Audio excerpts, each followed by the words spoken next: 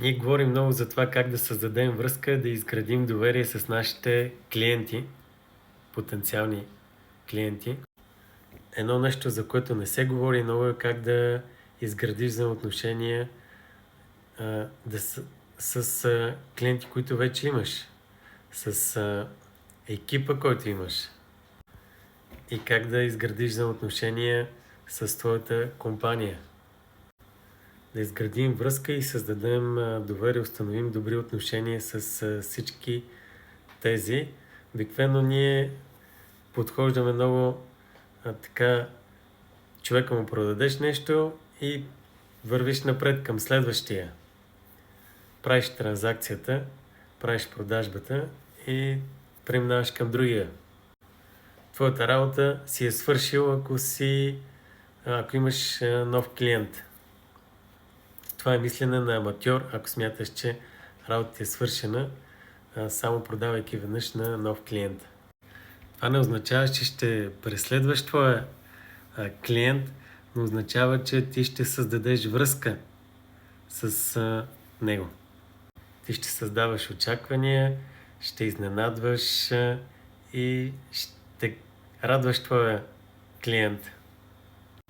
Ще намериш начин да стоите във връзка приятелски, без да ги измъчвате. Хей, как се чувстваш с продукта? Как ти влияе? Радваш ли се на резултатите? Видях името ти, реших да те поздравя, да ти кажа здравей. Как си?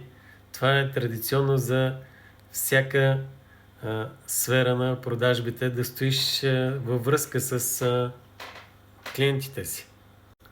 Защото ако ти си във връзка с клиентите си, се появи проблем пред тях, ти веднага можеш да го разрешиш. Ако ти не си във връзка с тях, ако не си изградил доверие, не си установил добри отношения, ако не сте станали приятели с тях, и те имат възможност да спрат да използват вашия продукт или да пробват продукта на конкурентна компания, има голям шанс този човек да престане да ти бъде клиент. Има много хора, които са използвали този начин. В Щатите човека с най-много продажби на автомобили, всеки човек, който му е бил клиент някога въобще в живота, той всяка година им праща по 4 картички. Различни картички, но винаги има неговото име, неговия телефонен номер, неговата снимка на агента. Различни теми през различните сезони на годината, шеги, такива усмихнати човечета, различни неща им праща, хубави мисли. И 4 пъти в годината той се докосва до своите клиенти и реално им казва: ако вие познавате някой, който си търси кола, аз съм човека. Просто ме информирай и аз ще направя да изглеждаш като герой в очите на твой приятел, на който ще помогне да вземе колата, която има нужда. Аз ще се отнеса добре с него, както съм се отнесъл и с теб, така че изграждай взаимоотношения, стой във връзка с този човек, който ти е клиент. Установи добри отношения, приятелски. Харви Маккейн говори за това да изкопаеш кладенец си преди да си жаден. Изграждай добри взаимоотношения с съществуващите си клиенти, дори и това да не ти донесе продажба днес. Дори никога да не ти донесе продажба. Твоите клиенти са много важни по няколко причини. Първо, всеки път, когато те поръчат, ти отново имаш комисионна. И те ще стоят дълго с тебе, но втората причина е, те могат да те препоръчат на други хора. Ако ти ги изненадваш, ако ти караш да се чувстваш добре, зарадваш ги, те могат да те препоръчат на други клиенти, които ти можеш да прибавиш към твой бизнес. Ако ти просто стоиш във връзка, не е необходимо да е нещо много специално, но просто човешки стой във връзка с твоите клиенти. Шансовете са отлични те да познават някой, който се нуждае от твоя продукт. И те ще са щастливи да те препоръчат на техния приятел, но ако ти ги запишеш и забравиш за тях и никога повече не се свържеш с тях, какъв е шансът да те препоръчат на някой друг? Той ме записа и повече никога не ми обърна внимание. Това е аматьорско. Професионалистите стоят във връзка.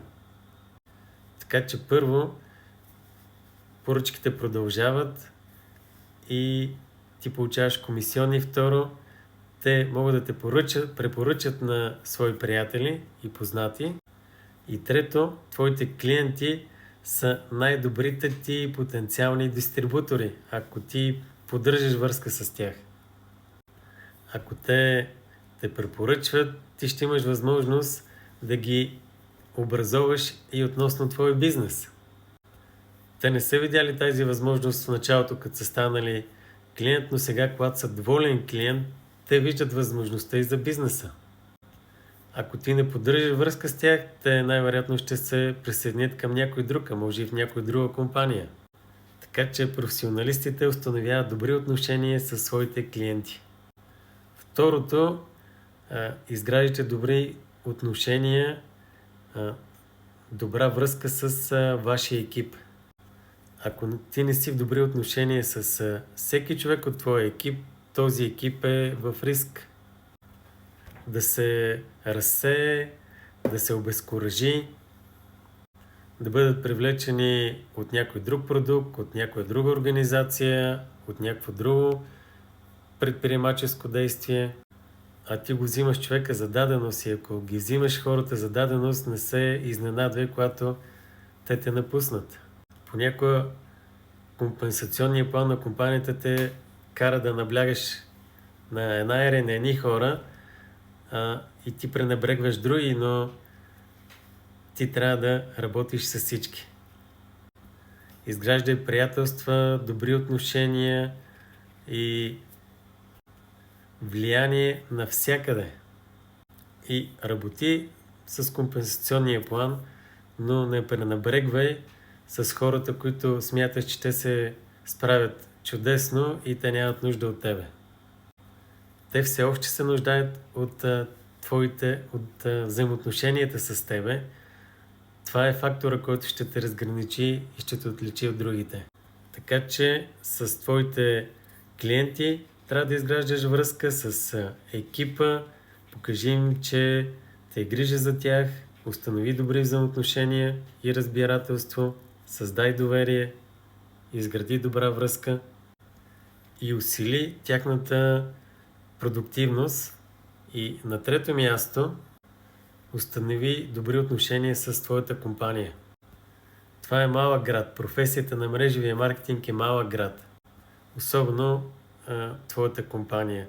Намери начин да изградиш добри взаимоотношения с хора в твоята компания. Намери начин да носиш стойност, да насърчаваш хората, които работят в твоята компания. Намери начин да почетеш хората, които се вършат велики неща в твоята компания. Не само твой екип, не само твоите клиенти, но и хората в твоята компания.